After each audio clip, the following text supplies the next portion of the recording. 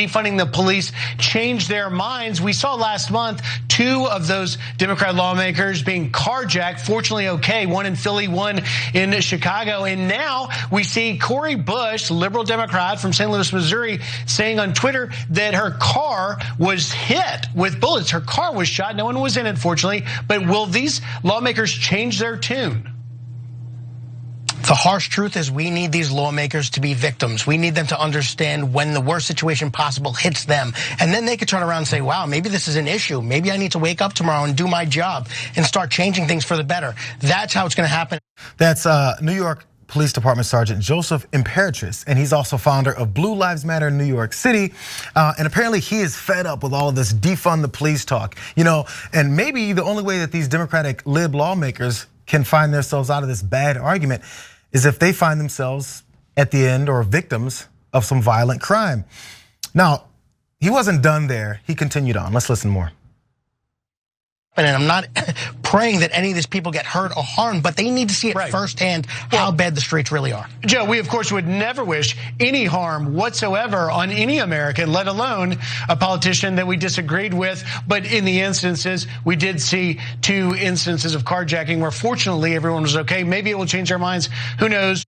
I believe that anchor there is Griff Jenkins. I apologize if I have his name wrong, but I think that was Griff Jenkins, who then noticed bit of the violent rhetoric that was getting pushed around by this peace officer when he said they need to be victims before we find out, and he need to try to clean it up a little bit. But then again, I'm not praying for it, but let's do that anyway. That was something that Cori Bush, who was one of the subjects of their conversation, then noticed and tweeted in response. This: the harsh truth is we need these lawmakers to be victims. She is quoting Imperatrice there. I'm not praying that any of these people get hurt or harmed, but, in all capitals, but, now this is Cori talking, Fox News is literally out here advocating for me to face violence. I'm just gonna keep working to get justice. Y'all stay mad and be blessed.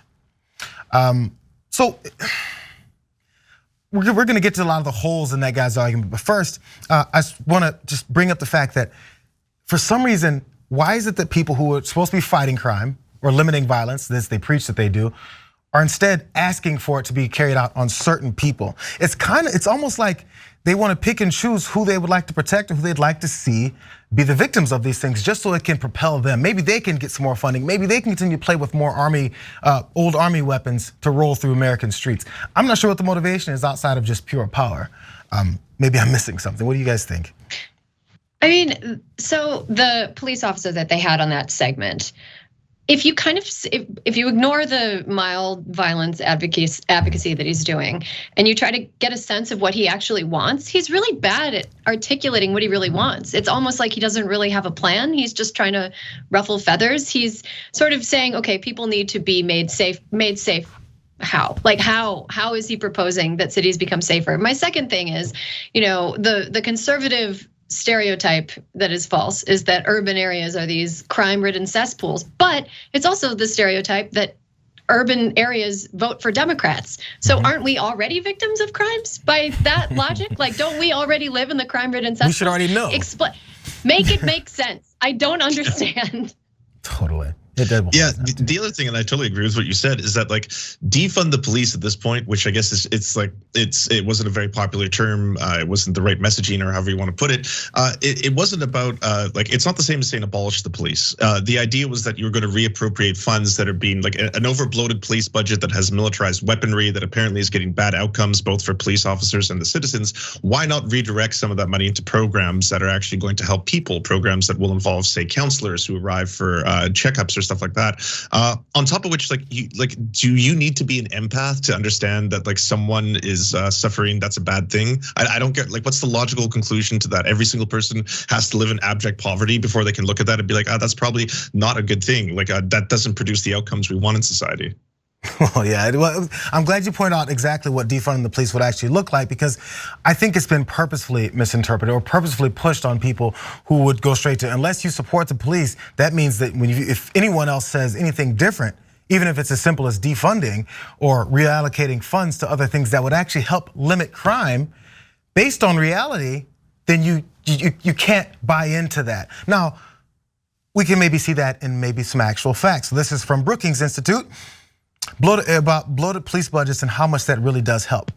One consistent finding in social science literature is that if we really want to reduce crime, education equity and the establishment of a work infrastructure is the best approach. A study using 60 years of data found that an increase in funding for police did not significantly relate to a decrease in crime. More from there. Researchers found that the police don't have a notoriously efficient track record of solving violent crime. Further, what the research does show is that 70% of robberies, 66% of rapes, 47% of aggravated assaults, and 38% of murders go unsolved each year. Do we need more money before those numbers go down? And also when it comes to preventative measures, does it prevent crime before it happens? What is it that cops may do with extra money? Maybe more manpower, maybe more weapons in their pockets, maybe new weapons, because we're seeing some more innovations when it comes to that. Do those things limit crime? Let's find out more from them. There's minimal evidence that police surveillance results in reduced crime and prevents crime. For instance, research showed that 90% of the people that were stopped in New York NYPD's controversial stop and frisk program were not committing any crime. So if we're gonna talk about our taxpayer dollars going to things and I want my money to go to real policing, it wasn't, it hasn't. And if we've had this experiment for this many years about policing and we're still complaining about crime, I get the feeling that maybe we should do these things a different way, especially when the people that are upset and want some of these funds to be moved around is because they've got friends, family, or just noticed people getting killed outrageously unnecessarily in the streets by these same police officers that expect more funding. So what is it you expect citizens to do?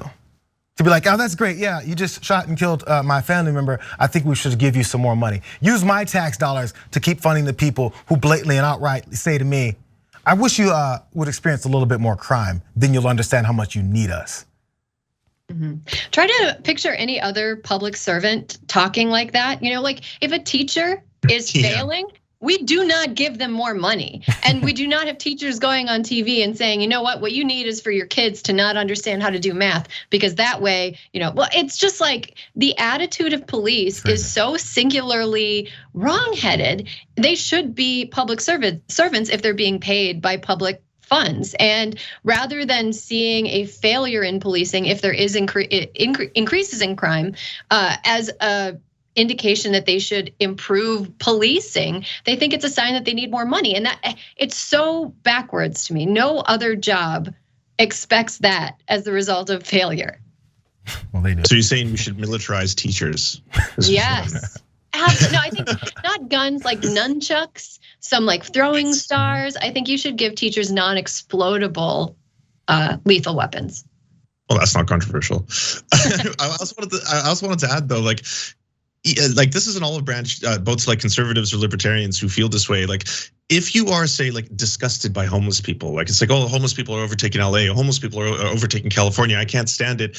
Like you have to explain to them that the rational thing to do would be then to house the homeless. Like in the long term, it's going to be cheaper for you as a taxpayer if you house the homeless in terms of your policing costs, in terms of your medical costs, in terms of like, the spread of like either diseases or needles or things like that. Whatever comes along with that, it's actually gonna be cheaper from a taxpayer perspective. The same thing could apply to the police. Like I know, like you were mentioning the term defund the police got taken by bad actors or whatever it was, but in this case it would be about reallocating funds to things that will get results, because ultimately that's what you want is results, right? Yeah, and I point out again in that first graphic there of the real results, things that will change that based on studies, not just your feelings, are education equity and the establishment of a work infrastructure. Now think about the things that many politicians don't want to put any money towards: education, especially equity in education, and spreading it to multiple communities that actually get the short end of the stick many times with this. And also work infrastructure, maybe things like better jobs, upward mobility, a minimum wage that's not at $7,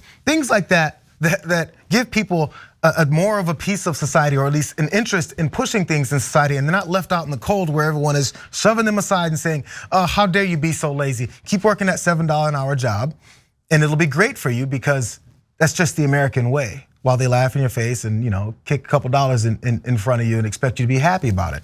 It's not sustainable, and I think they know that, but then that's why there's probably a hope for an increase in enforcement for those people to not have anything else to say about it. Thanks for watching The Young Turks, really appreciate it. Another way to show support is through YouTube memberships. You'll get to interact with us more. There's live chat emojis, badges, You've got emojis of me, Anna, John, JR. So those are super fun. But you also get playback of our exclusive member-only shows and specials right after they air. So all of that, all you gotta do is click that join button right underneath the video. Thank you.